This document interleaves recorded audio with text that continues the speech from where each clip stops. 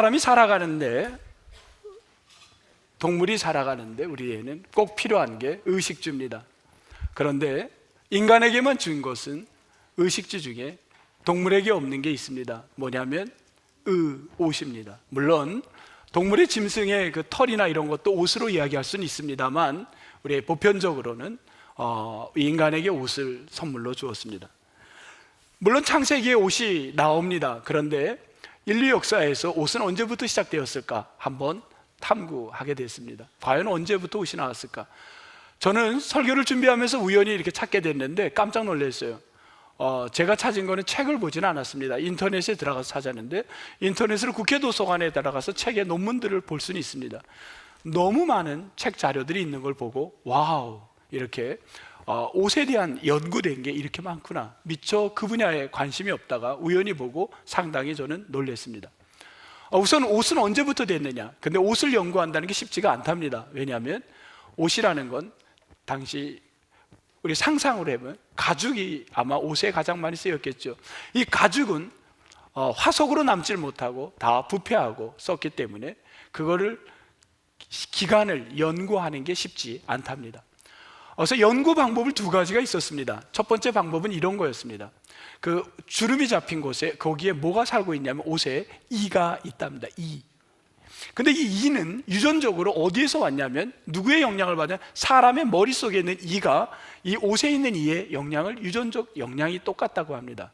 그러면 이 사람의 몸에 있는 이 머리에 있는 이 이가 언제부터 시작됐느냐, 이걸 연구했답니다. 연구를 했는데 왜 이렇게 인상을 쓰고 계세요? 다 있었어요. 네. 가장 빨리는 830년 전, 길게는 1700년 전으로 거슬러 갔습니다. 자료에 제가 보니까 그렇게 오랜 역사가 있었습니다. 근데 저 역시도 우리 권사님처럼 그렇게 이 일화를 갖고는 조금 이게 너무 그렇게 별로 닿질 않았어요. 두 번째 학설은 매우 설득력이 있었습니다. 두 번째 학설은 이거였습니다. 미국에 있는 애리조나 주립대학에서 그 교수님들이 연구를 했습니다. 근데 거기에서 연구 결과가 발표가 됐습니다. 북아프리카의 모로코의 북대서양 그 연안에 동굴이 하나 있는데 그 동굴에서 기가 막힌 걸 발견했습니다. 뭘 발견했냐면 그게 옷을 만드는 가죽을 짐승에서 하는 도구를 찾아낸 겁니다. 그게 12만 년 전에 옷을 만든 도구가 최초로 발견됐다고 합니다. 12만 년 전입니다. 손에 잡고 그리고 날카롭게 해서 그 가죽을 벗기는 옷을 만드는 도구가 12만 년 전의 것을 처음 찾은 겁니다. 저것은 설득력이 상당히 높았습니다. 옷이라는 건 적어도 12만 년 전 그때 이상은 됐겠구나 하는 걸 볼 수 있었습니다. 그러면 옷은 왜 만들어졌을까? 왜 사람들에게 옷이 필요했을까? 동물들처럼 똑같이 보낼 수도 있었을 텐데 당시에 왜 옷을 만들었을까? 그거에 대한 것은 구석기 시대에 이제 옷은 결국은 8만 3천 년 전, 12만 년 전, 17만 년 전이라면 구석기 시대인데, 이 구석기에 아시아 쪽에서 유럽으로 사람들이 건너가 계속 이동하면서 그 기후가 추운 기후를 접하면서 날씨가 추워가지고 사람들이 추위 때문에 옷을 만들었다고 가설을 내어놓았습니다. 그런데 이 가설에 반박하는 가설이 하나 나왔습니다. 결국 추위 때문에만 만들어졌을까? 아니다 하는 가설입니다. 뭐냐면 바로 이거입니다. 뭐냐면 비너스상을 하나 찾아낸 겁니다. 이 비너스상은 놀라운 걸 주었습니다. 뭐냐면 저게 상당히 오래된 비너스상인데 지금 옷을 엉덩이 아래에다가 입힌 겁니다. 만약에 추위에 입었다면 어디에 입어야 될까요? 온몸에 다 입어야 되겠죠. 그런데 옷이 지금 비너스상을, 당시에 그 비너스상을 갖다가 발견했는데 그 옷이 어디에 있냐면 엉덩이 아래에 있다. 이건 뭘 상징할까요? 미적 의미로 옷을 입었다는 겁니다. 초기에도 그 12만 년 전에도 옷은 사람들에게 꼭 추위 때문이 아니라 미적인 걸로 그 구석기 시대에도 옷을 만들어 입었구나 하는 걸 알 수 있습니다. 그리고 나서도요, 이것 말고도 그 연구 나온 거 보니까 너무 많아요. 근데 그걸 다 소개하면 오늘 여러분은 말씀은 안 듣고 옷 강의만 듣고 돌아가는 겁니다. 그래서 그걸 다 생략해 버렸어요. 어쨌든 옷은 시대마다 신분 또 남녀 차이에 따라 다양한 옷들이 그 오래전에 있었다는 것은 학술로 이야기되고 있는 걸 봤습니다. 그래서 저는 그 글을 보면서 혼자 정리를 했습니다. 뭐라고 정리를 했냐면, 이건 제 개인적 생각입니다. 옷은 시대의 정신을 담고 있구나. 이게 저의 정리였습니다. 시대마다 그 정신을 담은 게 옷이라는 거구나. 지금 2023년 여러분이 입고 있는 이 옷도 분명한 시대적 의미와 상징을 갖고 옷을 입고 있다는 겁니다. 그러면서 최근의 옷을 한번 시대 정신으로 생각하면서 살펴봤습니다. 최근이라도 꽤 된 거죠. 언제 옷이냐면, 제가 뭘 하나 여러분에게 갖고 오려냐면 미니스커트를 한번 소개하려고 합니다. 미니스커트 언제 나왔냐면은 1963년에 미니스커트가 만들어졌습니다. 미니스커트는 누가 만들었냐면 영국 사람인데, 지금 저 여자입니다. 영국 사람이 이름이 뭐냐면 마리 퀀트라는 영국 여자분이 자신의 패션쇼에 저 미니스커트를 소개를 했습니다. 1963년에 저 마리스커트가 저 미니스커트를 쫙 소개했을 때 영국만이 아니라 유럽, 미국 전체가 사람들이 열광했어요. 와우, 대단하다. 저 때가 어떤 시대 정신이 있었냐면, 피아노 다리를, 여러분 피아노 다리 아시죠? 피아노 다리. 이 피아노 다리가, 저 피아노 다리가요 여러분 굉장히 변화가 많았습니다. 저 피아노 다리만 연구해도요, 저게 몇백 년이 된 건지 얼마가 된 건지를 피아노 다리를 보고 연구합니다. 1800 예를 들면 누구죠? 맨 처음에 우리 피아노 처음에 그로트리안 누구죠? 이거 만든 우리 지휘자님 이름이 갑자기 통가. 네. 그래서 이 피아노가 이 다리를 보면요, 이게 언제 몇백 년이 됐느냐, 이 조각을 보고 봅니다, 유럽 사람들은. 근데 이 당시에 피아노가 다리가 마치 사람의 신체의 몸을 비슷하다고 해서 이걸 볼 때 안 좋은 음흉한 생각들을 생각할까봐 이 피아노 다리를 그 시대에는 천으로 덮었다고 합니다. 그런 시대에 천으로 피아노 다리를 덮었던 그 시대에 사람들에게 미니스커트는 어떤 걸 봐요? 엄청난 문제가 됐습니다. 그래서 여성들이 왜 그런 미니스커트를 입었냐면, 여러분 미니스커트는 남성의 옷일까요? 여성의 옷일까요?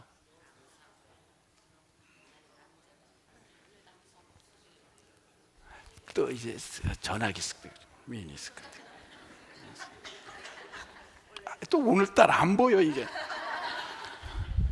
미니스커트는 남성의 옷이었습니다. 로마 시대 군인들이 보면은 미니스커트를 입었습니다.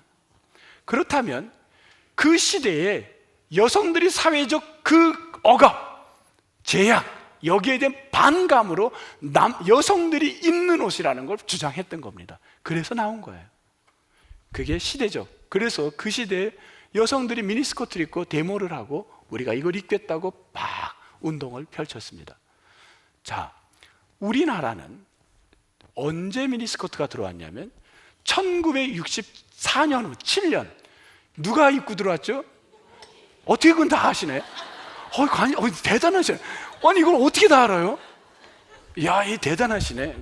관심이 많으시구나. 윤복희가 입고 들어왔어요. 이때 1967년에 윤복희가 딱 입고 들어왔는데 그 시대에 이거에 대한 해석을 못했어요. 시대 정신을 너무 충격이었어요. 그래서 이거에 고민에 빠집니다. 정부에서 손을 못 대다가 73년에 정리를 합니다. 67년에 들어왔는데 몇 년을 고민을 했다. 1973년에 어떻게 정리했냐면, 이거를 뭐라고 정리했죠? 예? 풍기문란. 예, 풍기문란. 예? 잘들 하시네. 예. 자, 경범죄 처벌법을 만들었어요. 경범죄라고 한 겁니다. 경범죄라고 1973년 경범죄로 딱 해서는 무릎에서 몇 센치? 아닌데 30cm 집사님 30cm면 거의 벗었어. 15cm 15cm가 딱 경계를 둔 겁니다. 그리고 다 경범죄로 들어간 거예요. 이게 우리 시대의 정신이었습니다. 그걸 받아들일 수가 없었던 겁니다. 몇 년까지? 1988년 12월까지 1980 올림픽이 되는 그때 끝날 때까지 12월까지 미니스커트는 경범죄에 해당했습니다. 우리끼리 얘기인데 그때 미니스커트 입었던 사람 까짓거 걸리면 걸려라 이러고. 그렇게 해서 미니스커트는 우리에게 그렇게 이런 정신이 담겨 있습니다. 자, 여러분, 저는 오늘 왜 옷에 대하냐, 옷은 시대마다 정신이 있고 해석, 옷 하나를 보면서 해석을 할 수 있는 거고, 청바지를 보면 미국 서부 지역에 왜 청바지가 나왔나, 이것을 만들 수밖에 없었던 그 서부의 그 금강을 캤던 사람들의 그 스토리, 그거를 알게 되면 시대를 이해하게 되는 겁니다. 여러분, 옷 하나를 그냥 볼 게 아니라 그 안에 미닝이 있고 그 안에 메시지가 있다는 거예요. 저는 왜 이 말씀을 드리냐면, 오늘 성경에 야곱과 에서의 이야기 속에 야곱과 에서가 야곱과 요셉의 이야기 속에 빼놓을 수 없는 중요한 키워드가 있는데 옷입니다. 여러분, 읽은 32절에 첫 시작은 뭐로 시작하냐면, 뭐로 시작하나요? 채색 옷. 이 옷이라는 거가, 여러분이 이 옷을 입었다는 걸 어떻게 받아들일 거고 어떻게 해석할 거는 그냥 옷으로 볼 게 아니라 그 시대에 어떤 정신이 이 옷이었는가를 봐야 된다는 거예요. 그래야 여러분이 이해가 되는 거예요. 이 채색 옷을 NIV 영어 성경에는 뭐라 그러냐, richly ornamented robe라고 그랬어요. 이건 뭐냐면 아주 화려하게 장식된 것. 옷의 색깔만이 아니라 장식들이 있는 거예요. 장식품들이 있는, 화려한 장식이 달려있는 이 채색 옷, 이거를 누가 입었습니까? 누가? 요셉이 입었다는 겁니다. 요셉이 입어? 그럼 여러분에겐 이런 질문을 해야 돼요. 그 시대에 이런 옷은 누가 입었는가? 이 질문이 가야 되겠죠. 그 시대에 누가 이 옷을 입었는가? 누가 입었는가? 그거를 볼 수 있는 게 사무엘, 성경 말씀으로 이제 찾아갑니다. 사무엘하 17장을 보면 누가 입었는지 나옵니다. 여러분, 거기 누가 입었습니까? 누가 입었냐면 사무엘하 13장 18절에 보니까 다말이 입었습니다. 누가 입어요? 다말이 입었는데, 다말은 어떠냐? 공주였습니다.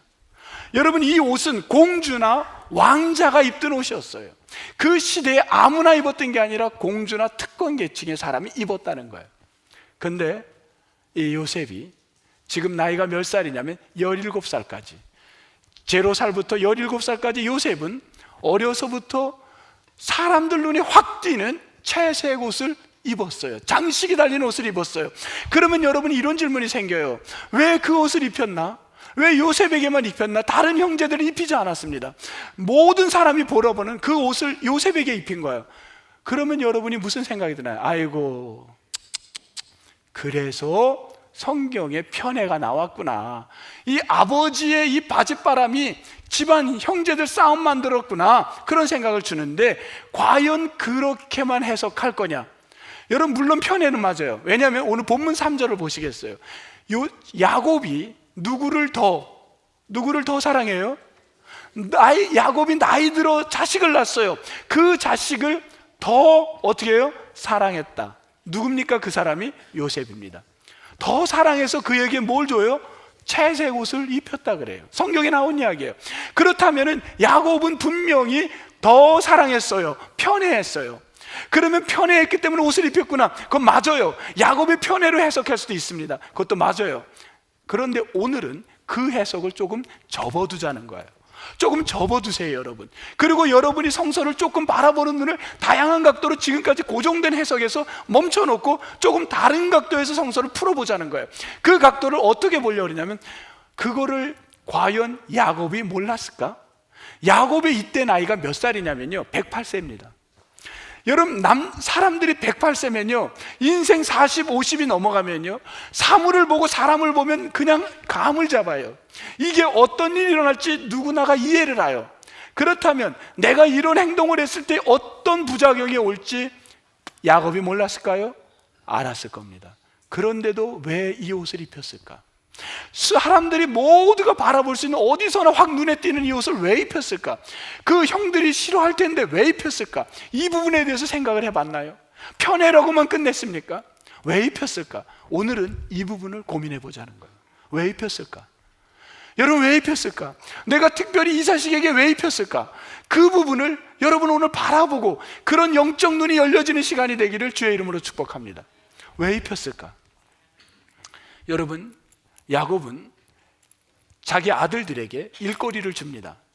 지금 야곱이 있는 데가 헤브론입니다. 너희들 가축을 데리고 어디로 가라 그랬냐면 세겜으로 가라 그럽니다. 성경 어디에 나오냐면, 우리 또 성도님들은 근거를 내야 좋아해요. 근거. 네, 12절 세겜으로 가라 그럽니다. 세겜으로 가라 그래요. 헤브론에서 세겜까지는 약 90km, 물론 70km부터 90km라 그럽니다. 어쨌든 그냥 90으로 넉넉히 했습니다. 90km. 이 90km로 가라 그랬어요. 아버지가 일거리를 줬어요. 자식에게 일거리를 줬어요.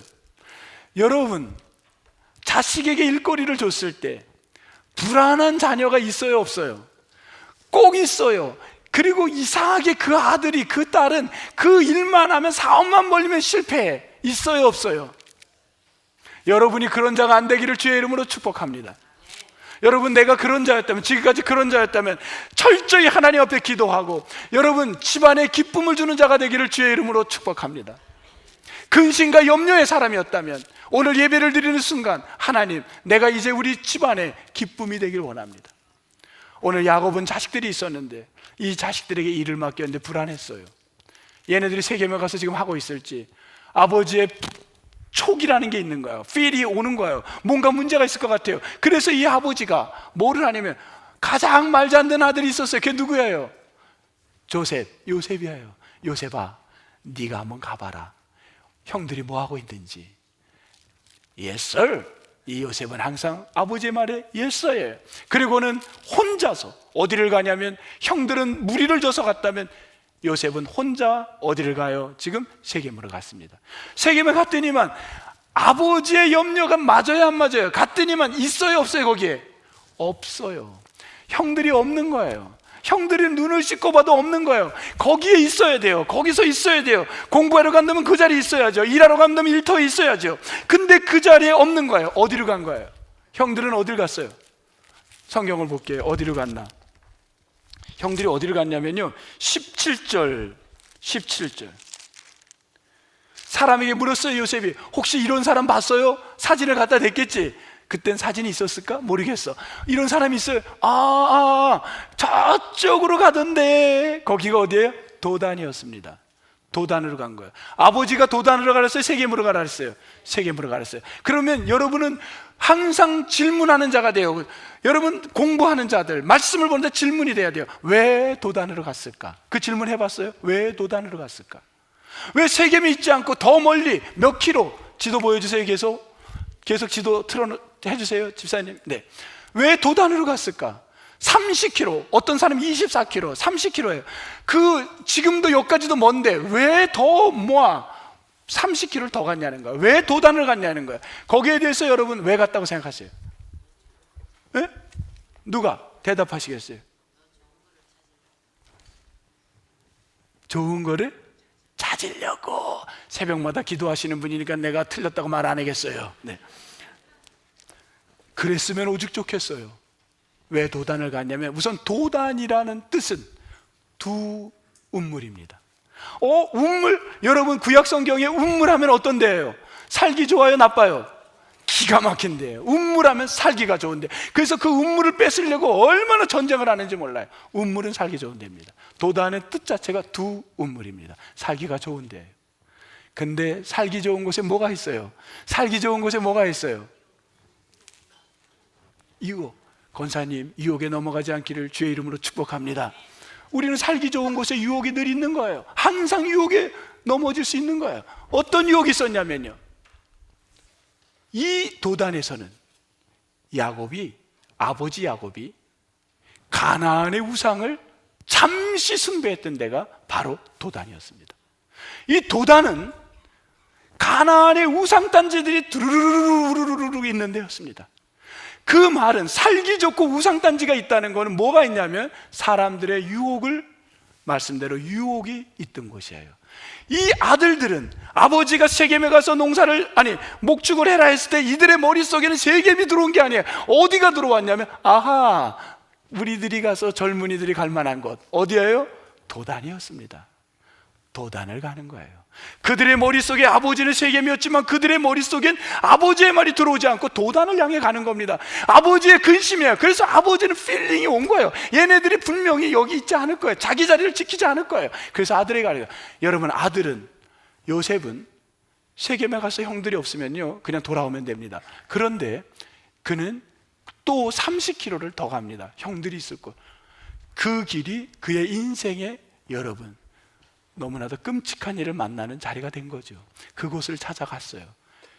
그곳을 찾아간 거예요. 아버지는요, 이 아들에게 왜 채색 옷을 입혔을까? 우리 집안에 채색 옷을 입힐 그 아들을 왜 했을까? 여러분, 옷만 입힌 게 아니에요. 여러분, 더 놀랄 사실을 말씀드리겠습니다. 이 야곱이 편애로 보면 진짜 편애예요. 그런데 오늘 제가 편애를 일단 놓고 보자 그랬어요. 야곱이 뭘 줬냐면요, 요거를 보면서 정말 기가 막힌 해답을 찾으려고 그래요. 야곱이 옷만 입힌 게 아니라 아들 요셉에게만 준 게 있습니다. 뭘 줬는지 아세요? 혹시 아시는 분? 이거 거의 힘들어 맞히기가. 왜냐하면 구약에 안 나와요. 예수님이 시대에 가서 예수님이 있는 곳에서 발견이 돼요. 엄청 시간이 흘러서 발견돼요. 그게 뭐냐면, 여러분 찾아보실래요? 찾아보세요. 어디에 나오냐면 요한복음 4장 5절, 각자 성경에서 찾아보세요. 거기서 기가 막힌 거를 아버지가 슬그머니 준 게 그때 탄로가 나요. 요한복음 4장 5절 뭐를 줬어요?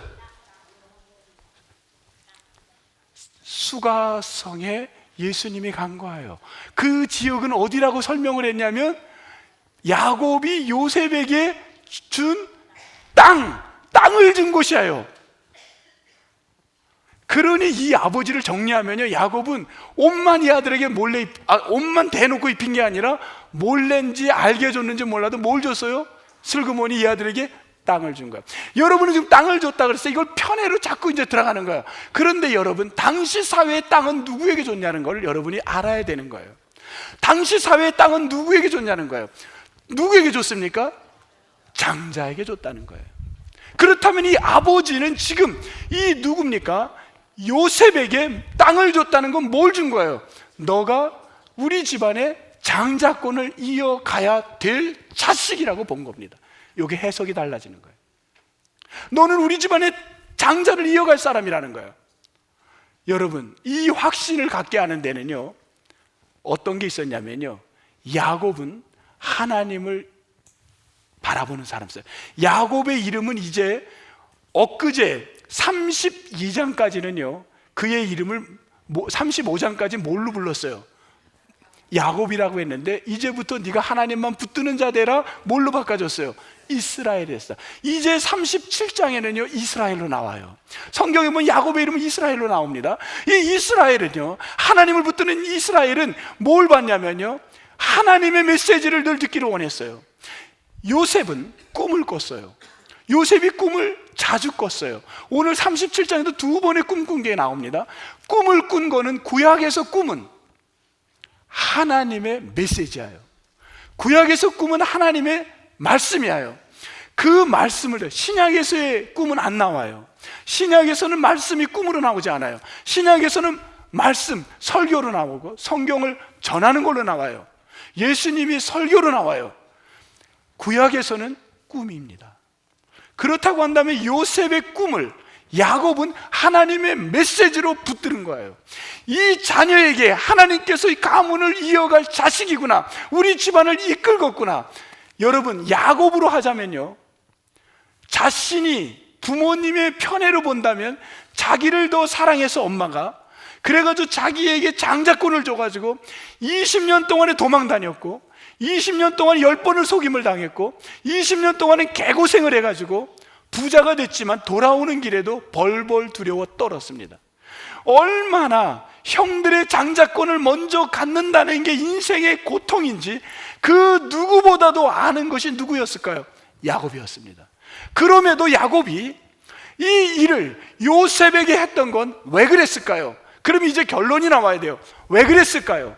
왜 그 고통인 줄 아는데도 그 요셉에게 형들이 11절에 보세요. 형들이 어떻게 했나요? 요셉이 그렇게 옷을 입히고 그랬다면 11절에 뭐 했어요? 형들이 시기하잖아요. 여러분, 시기만 끝나요? 시기는 마음으로 하는 거예요. 시기는 내면에 하는 거예요. 시기가 내면에 쌓으면요, 외부로 나와요. 어떻게 나왔나요? 20절 그를 어떻게 했어요? 저 꿈꾸는 놈이 오는구나. 어떤 사람은 하나님의 메시지를 듣는 자로 꿈을 해석하는 사람이 있는가 하면, 어떤 사람은요, 은혜가 안 되고 시기로만 보는 사람은요, 그것을 어떻게 보냐면 꿈꾸는 자라고 비아냥되는 거예요. 야곱은 꿈꾸는 자를 하나님의 메시지로 받았어요. 그런데 형제들은 어떻게 받아요?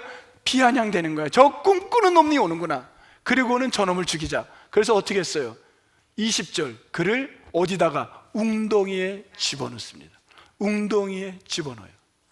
여러분, 이게 시기의 마음이 겉으로 나올 때는 웅덩이에 집어넣어 버린 거예요. 그리고 죽이려고 했는데 만류를 해요. 죽이지는 말자. 28절 죽이지 않고 28절 어떻게 하나요? 장사꾼 상인들에게 팔아버려요. 얼마에? 은 20냥을 받고 돈을 주고 최초의 인류 역사의 인신매매 1호, 이 사건인 거예요.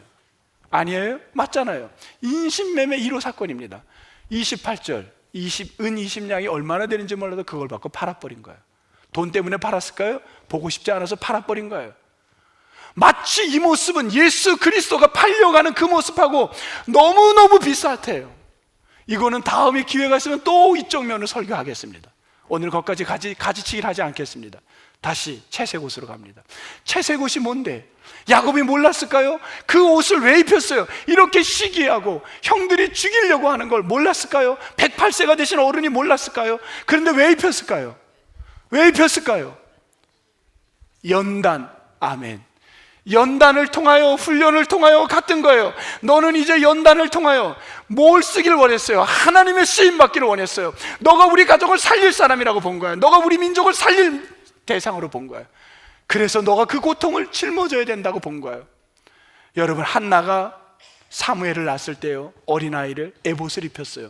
옷이 주는 거는요, 사람이 새로운 옷은 바라보게 돼요. 그때마다 우리는 옷이 주는 힘이 있어요.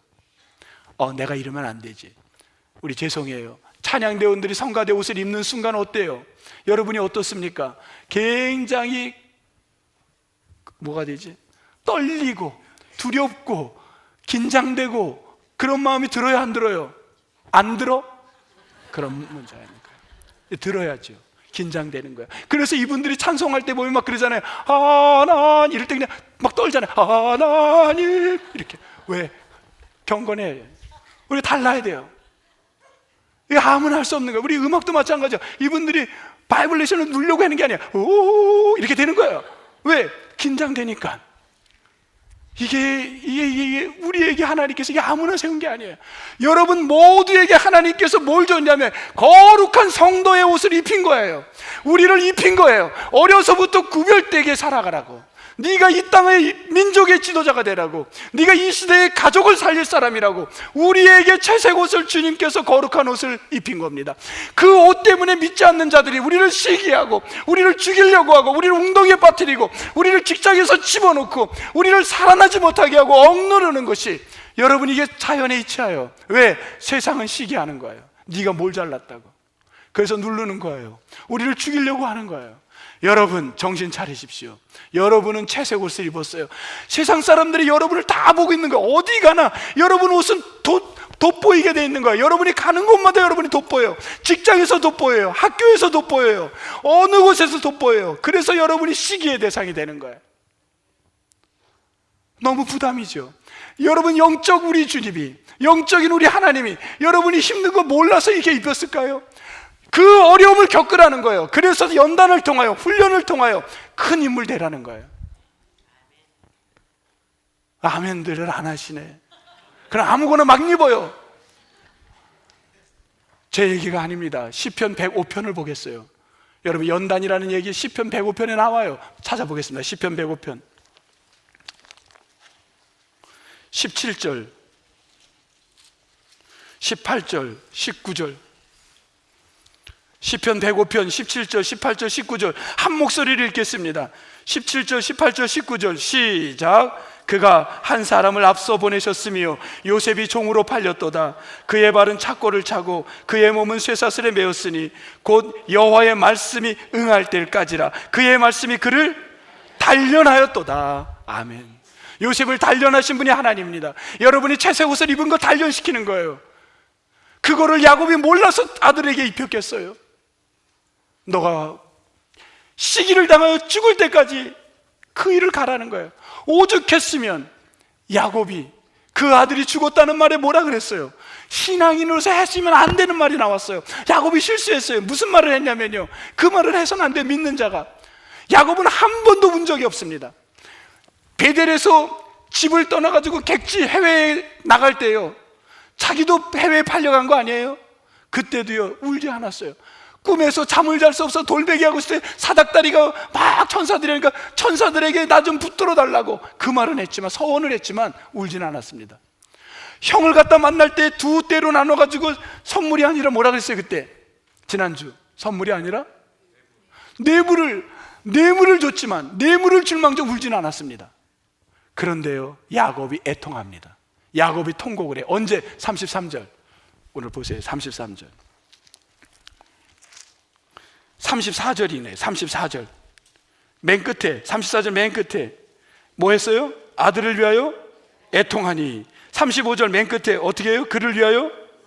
야곱이 통곡을 해요. 이처럼 자식을 생각한 거예요. 너무너무 자식이 이 길이 가는 게, 하나님이, 예수님이 십자가에 지는 길을 보고 통곡하고 울었을 거예요. 똑같은 거예요. 우리를 갖다 주님이 채색 옷을 입히고 우리를 세상에 보냈을 때 우리가 고통받고 힘들면 주님이 울고 있는 거예요. 통곡하는 거예요. 똑같아요. 근데 야곱이 뭘 잘못했다고요? 이런 얘기를 했어요. 화가 나니까, 너무 속상하니까. 차라리 내가 스월이 뭐예요? 지옥이에요. 내가 지옥에 가서라도 아들을 따라가리라. 믿는 자가요 하지 말아야 될 몇 마디가 있어요. 자살하고 싶어, 이런 말 가능하면 하지 마세요. 여러분 축복합니다. 자살하고 싶어, 이런 말 앞으로 안 하겠다는 사람만 아멘 하세요. 조금만 힘들어, 나 자살하고 싶어, 안 돼요. 그런 말은 가능하면 쓰지 맙시다. 살아야 돼요. 힘들어요. 여러분, 우리는 온갖 사람들이 시기에 너무 고통해요. 그래도 살아나야 됩니다. 하나님이 우리에게 주신 과제가 있는 거예요. 살아나야 돼요. 여러분 때문에 통곡하고 있어요. 예수님이 통곡해요. 우리 부모가 우리 때문에 통곡해요. 야곱이 얼마나 속상하지. 내가 지옥이라도 따라가고 싶다 그런 거예요. 그런 말을 믿는 자가 꺼내면 안 되는 거죠. 왜 지옥에 갑니까? 우리 천국 가려고 이거 하는 건데. 우리 부모님이, 여러분 육신의 부모님의 시대 정신으로 본다면, 그때 복음이 안 들어올 때, 그 집안에 예수를 안 믿을 때도 부모님은 우리를 위해서 가장 좋은 곳으로, 네가 우리 집안을 살리라고 우리에게 최고의 공부를 시키고 우리를 위해서 최고로 헌신을 하고, 본인은 먹지 않아도 우리를 위해서 모든 헌신을 다 하지 않았습니까? 여러분 동의하세요? 이게 부모님이잖아요. 예수를 아는 그리스도의 정신을 받은 시대 가문이, 시대 정신을 본다 믿는 집안은, 내 자식이 정말 복음대로 살고 구별된 신앙인이 되라고 얼마나 우리를 잘 키웠습니까? 이게 우리의 부모님입니다. 여러분, 요즘 젊은이들이 생각하는, 보면요 부모보다 자식, 꼭 젊은이들은 자식 생각이죠. 자식 때문에 이놈의 새끼 내가 내가 얘를 낳은 게 그냥 후회스럽지, 후회스러워. 여러분 영상 한번 보겠어요. 얼마나 후회스러운지.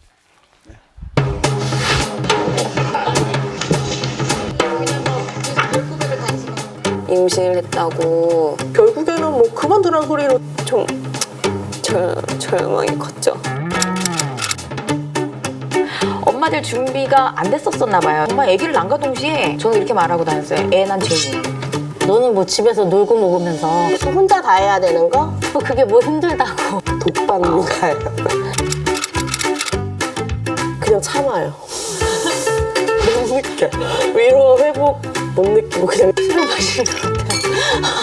애들 때문에 낮아지긴 하는데 애들 때문에 많이 회복을 하는 것 같아요. 늦게 결혼하고 늦게 낳은 아이이기 때문에 근심 걱정이 사라져요. 엄마 너무 맛있어, 엄마 사랑해, 엄마 고마워 이런 말을 해줄 때. 근데 좀 미안한 부분이 많은 것 같아요. 올인해서 막 다 해주고 싶은데 그러지 못하고 어쩔 수 없이 일을 해야 하니까 그게 좀 많이 미안한 거? 애기 마음 잘 모를 때 울고 싶으면 웃어요, 애기가. 근데 그게 어떤 선생님이 일종의 분리불안이라 그러더라고요. 그 앞에요? 뒤로. 우리 엄마 일단 굉장히 이뻐서요. 굉장히 이뻐서. 뭐야. 눈도 조그만하고 못난이 이렇게. 오히려 내가 지금 제일 후회되는 게 애들한테 사랑 듬뿍 준 게 아니고 내 욕심으로 키운 게 아닌가. 진짜 미안하고.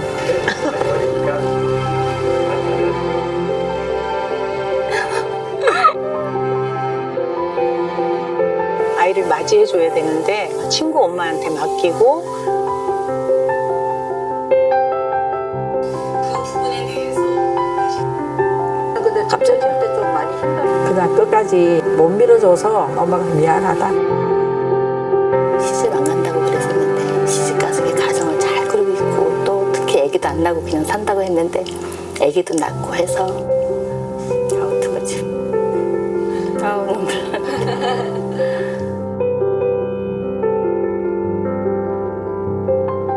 고맙다. 지아 사랑한다. 이라야, 안 보고 싶어. 엄마 딸 봐본 거 알지? 엄마한테 힘든다는 내색 안 하고 살고 있는 거 보니까 엄마는 진짜 든든하고 좋아.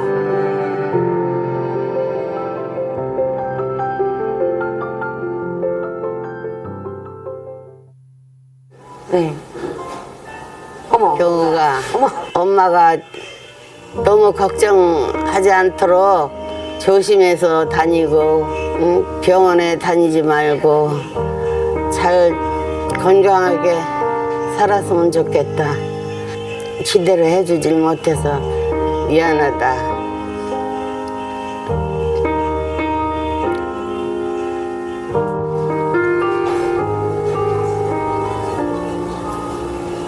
경호가 사랑한다, 엄마가.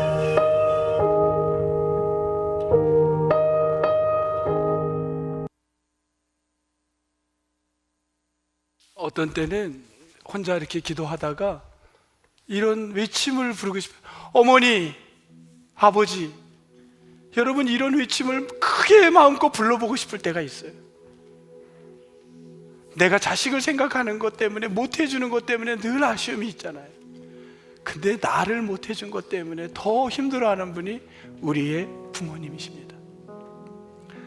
야곱이 요셉에게 영적 네가 가문을 이어간다는 것처럼 우리에게 우리 부모님이 그 시대의 정신에, 그 시대에는 우리에게 최선을 다해줬다.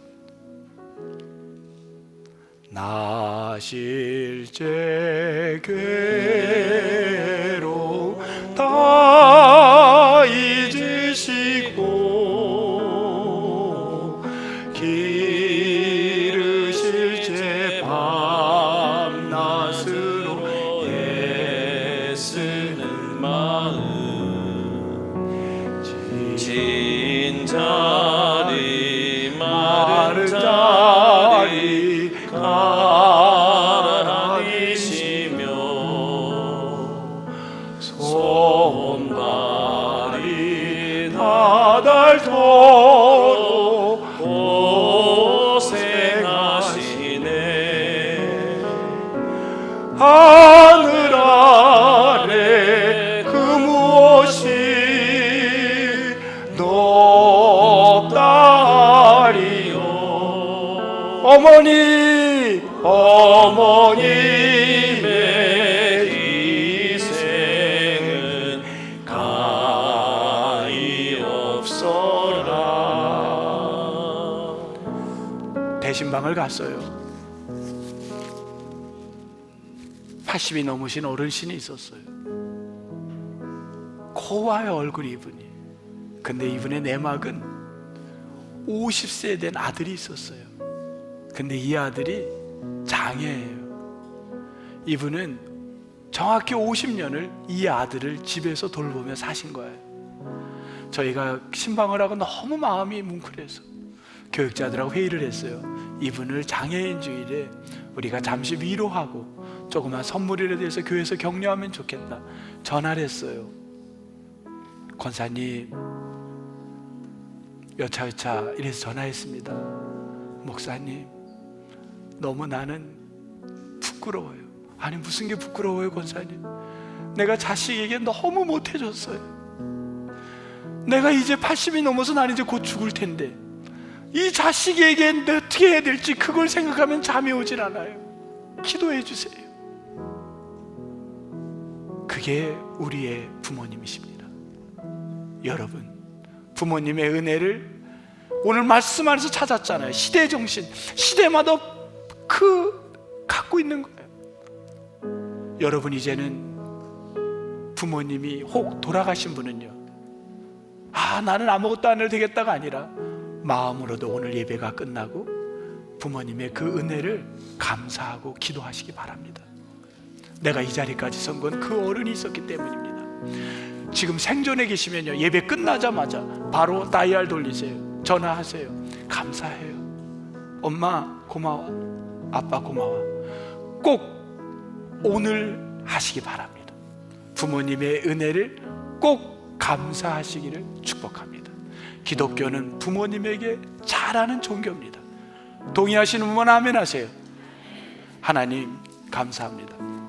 오늘 어버이 주일을 맞이하여 우리가 이렇게 부끄럽고, 부모님은 나를 위해 정말 야곱이 요셉에게 힘들고 어려워도 네가 이 가문을 살리라고 그 인생의 채색 옷을 입혔는데, 우리에게도 수많은 채색 옷을 부모님들이 입혀주었습니다.